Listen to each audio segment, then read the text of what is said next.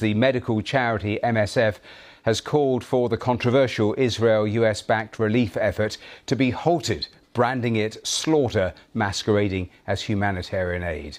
There have been hundreds of deaths close to the sites run by Gaza Humanitarian Foundation since they opened a month ago. The head of GHF has denied that the shootings are linked to its aid distribution centres.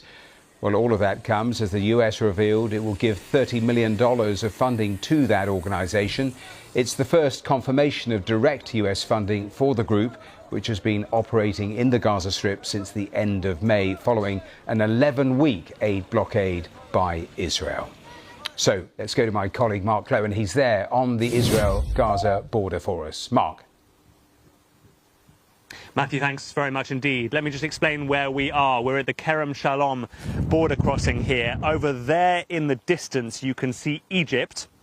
This, of course, this is the Israeli side of the border crossing.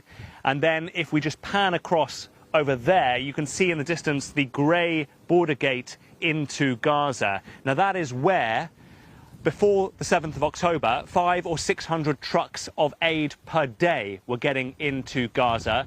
But of course, since then, it has gone in peaks and troughs and really slow to a trickle for a long time, and no aid at all for a 12-week blockade.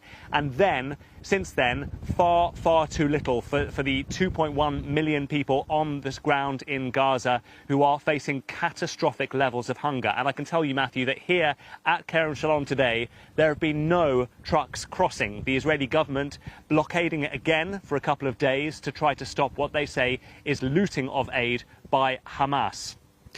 Well, the UN has said that 400 Palestinians have been killed inside Gaza in recent weeks, many of them queuing for aid at the distribution sites, and many of them at sites set up by the Gaza Humanitarian Foundation. That is that controversial US and Israeli foundation that started operating 1 month ago. Merlin Thomas from BBC Verify has been looking at dozens of videos of people who have been killed at the distribution sites, and all have been since the GHF started operating. Here's her report. After a month of US and Israeli-backed operations in Gaza, there have been repeated reports of killings of Palestinians trying to access aid. We've been investigating footage from Gaza to see just how dangerous it's become for Palestinians. Now, on May the 26th, the privately run Gaza Humanitarian Foundation began its operations. This controversial new scheme, which bypasses the UN's operations, was introduced after Israel lifted its 11-week blockade on aid. There are 3 here in the south and 1 here in the north.